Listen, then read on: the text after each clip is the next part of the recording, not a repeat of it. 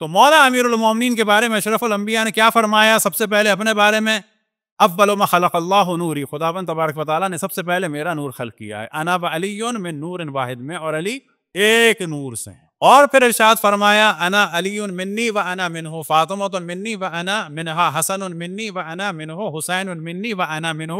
اور پھر اسی طرح سے انہم منی و انا لحمہم لحمی دمہم دمی، ان کا خون میرا خون، ان کا گوشت میرا گوشت، یعلمنی ما یعلمہم یحزننی ما یحزنہم، جو ان کو خوش کرے گا وہ مجھے خوش کرے گا، جو ان کو غمزدہ کرے گا وہ ان کو غمزدہ کرے گا۔ اور حدیث قصہ کا جو ایک جملہ عموماً ترجمہ صحیح نہیں ہو پاتا، انی سلم لمن سالمکم وحرب لمن حاربکم، تو ترجمہ کیا کیا جاتا ہے کہ میری جنگ ان سے ہے جو ان سے جنگ کریں، میری سلو ان سے ہے جو ان سے سلو کریں۔ نہ، یہ ترجمہ نہیں ہے۔ اس کو اگر سمجھنا ہوگا تو عربی فصاحت و بلاغت میں ایک موضوع ہے کہ جس کو کہا جاتا ہے زید عدل کے باب سے۔ مثال کے طور پہ ہم کہتے ہیں فلانا آدمی شریف نہیں ہے بلکہ خود شرافت ہے، فلانا آدمی حسین نہیں ہے بلکہ خود حسن ہے، فلانا آدمی عادل نہیں ہے بلکہ خود عدل ہے۔ یہ تین مثالیں ہم نے دی، اس کو کہا جاتا ہے عربی میں زید عدل کے باب سے، یعنی یہ جو زید ہے یہ عادل نہیں ہے بلکہ عدل ہے۔ اب یہ ذہن میں رہے کہ اشرف الانبیاء حضرت محمد مصطفیٰ صلی اللہ علیہ وآلہ وسلم رحمت للعالمین، یہ ذہن میں رہے، اور وہ رحمت للعالمین فرما رہے ہیں حرب لمن حاربکم، یہ نہیں کہہ رہے انی احارب لمن حاربکم، میں جنگ کروں گا اس سے کہ جو تم سے جنگ کرے گا، نہ، انی حرب، میں خود جنگ ہوں، میں جنگ کروں گا نہیں، میں خود جنگ ہوں۔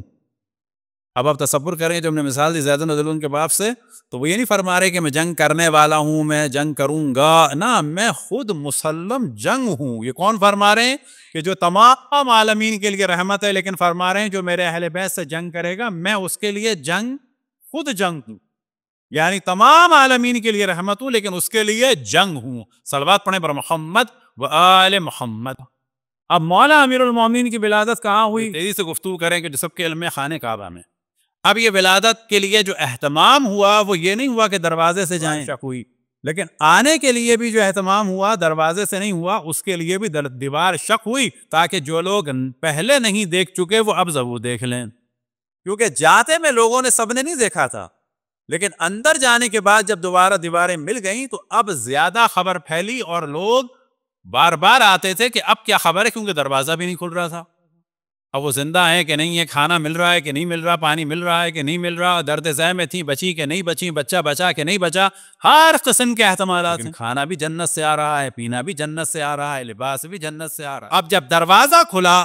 تو غم جو ہے جناب حضرت فاطمہ بنت اسد صلوات اللہ وسلام علیہا کو صرف ایک ہے کہ بچے نے آنکھ نہیں کھولی ہے۔ ہر طرح کی خوشی ہے لیکن ظاہر ہے کہ ماں کے لیے جو ایک چیز ہے وہ یہ ہے کہ ابھی اس نے مجھے بھی نہیں دیکھا،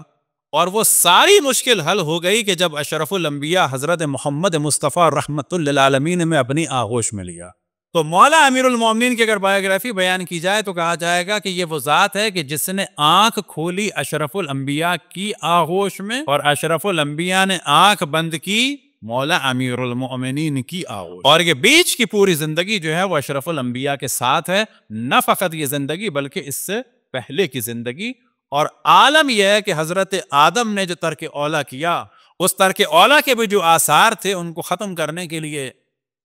فَتَلَقَّ عَلَيْهِ آدَمُ مِن رَبِّهِ تَلَقَّ آدَمُ مِن رَبِّهِ، جناب آدم نے جو کلمات لی اللہ سبحانہ وتعالیٰ سے،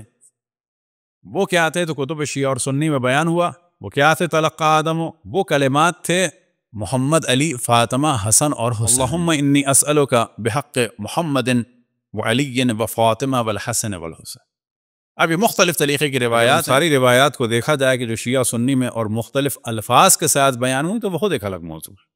اور یہ جو کہا جاتا ہے کہ پنجتن کا سلسلہ کوئی نہیں ہے، آج کل کے ناصبیوں کا خاص سلسلہ چل رہا ہے، کہ پنجتن کا سلسلہ جو ہے وہ ہمیشہ سے تھا، اور یہ مراد یہ ہے کہ جنت میں نام ہے تو ان 5 کے ہیں، جناب حضرت آدم نے توبہ کی تو ان 5 کے ناموں سے کی، دنیا میں آتے ہیں تو تطہیر میں ہیں تو یہ 5 ہیں، اور مباہلے میں جاتے ہیں تو مولا امیر المومنین کو اشرف الانبیاء نے بچپن ہی میں لے لیا تھا۔ بس ایک وہ مرحلہ ہے اس دنیا میں آنے سے پہلے، ایک وہ مرحلہ ہے اس دنیا میں آنے کے بعد۔